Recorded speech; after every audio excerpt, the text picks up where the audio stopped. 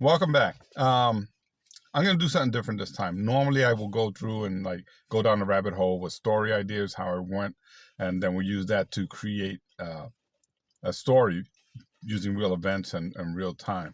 Um, so, thinking about it's tax season and everything else, I had to pull over and I want to get this out now while I have it all in my head before I start going back and writing on some other projects. Um, So I had a concept for a political movie, and it's not politics like his side, that side. It basically is one that follows a senator who wants to become a lobbyist, getting paid a lot of money to pass certain bills and persuade other senators. Pretty much, he just wants the money. It's all about the money. It's all about the greed. Um, Not looking at how it affects the people in the state and how that will trickle out to the rest of the country. This is all the movie's pure about pure greed. Uh, no real bills in there. When I was first drafting it out, it was all fictional bills.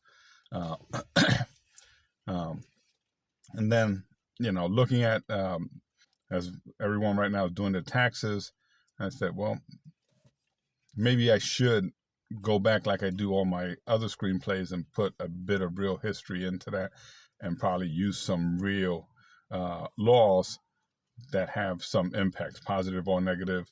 Um, that's something I will play with down the road. Um, so that was the premise for that. And the reason I started thinking about that again was because I was looking over the taxes. So we have right now coming up in this year, uh, no tax on overtime. And while that may not be the premise for the screenplay outright, but it is something that I just, was thinking about and thinking about the numbers and how and the impact, because the movie was all about how certain laws impact other people. So I'm just going to give you my 2 cents on that law and the impact and how you can manipulate words to be different things. So on the new no tax on overtime, um, that can be taken 3 different ways. So the first one is overtime. How do you interpret overtime? So overtime by the government for this is that half of what you make. So if you make $20 an hour, let's use that as a base, the $10 is what is you won't get taxed for. Now, if your company pays you double time, you can only get credit for the $10, not for double time. So there's a lot of little loopholes. Um, a lot of ways that other people interpret it is your work is 40 hours a week. Once you pass 40 hours a week, that is all overtime. The government looks at it as no, you can work your regular pay 80 hours a week. We don't care. We're only going to look at that $10 as your overtime. So, looking at that, the maximum credit you can get on overtime is $1,200, $12,500. It's $12,000. Excuse me. It's $12,000. For you to get the max credit on that, you have to make over $36,000 in overtime. So as someone doing $20 an hour, you would have to work 7 hours or a little bit over 7 hours a week in overtime if you have 2 weeks of vacation to make $36,000 to be able to get the credit for that,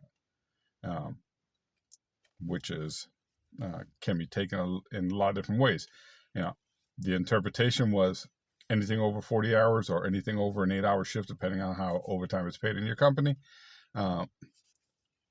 was said to be you would not pay any taxes on it.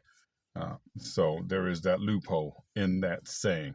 So yes, some people will save money, some people will not save any money. It's it's like everything else. It's where you fit in on that tax bracket.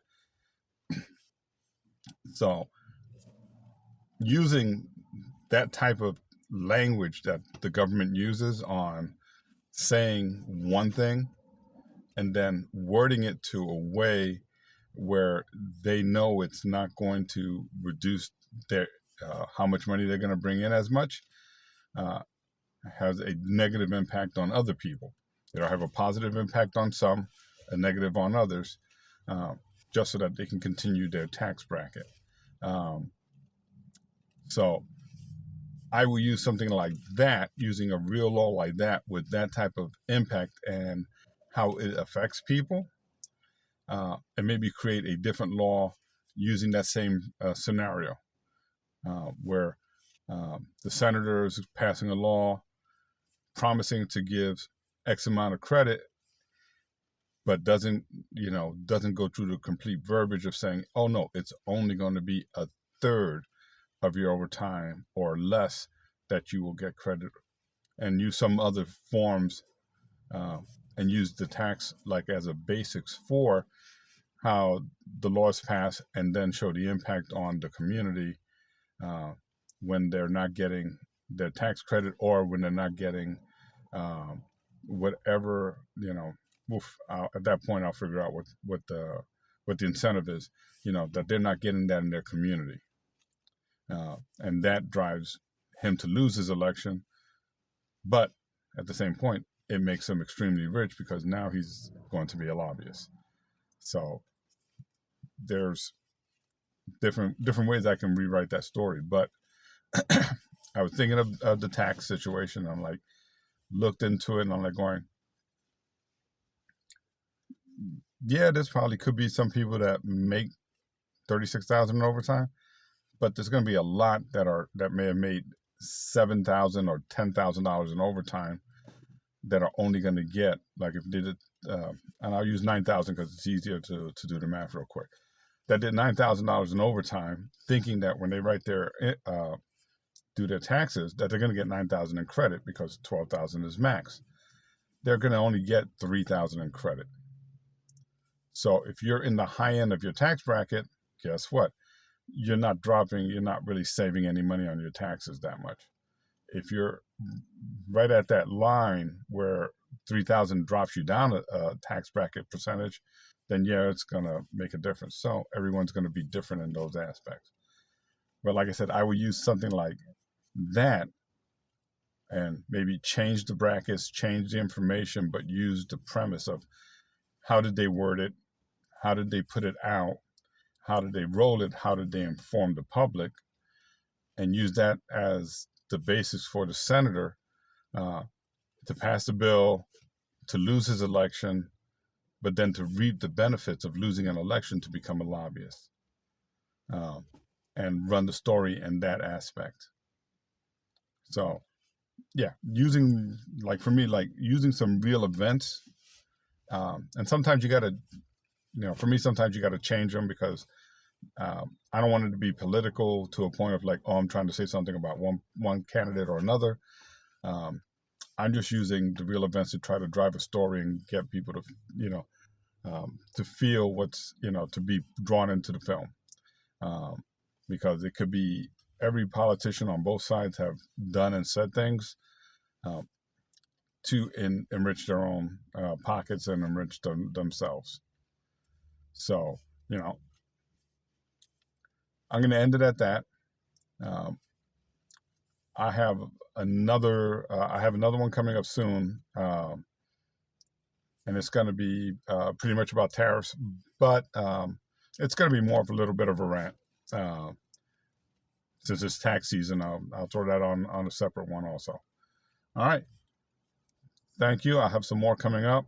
Enjoy the rest of the day.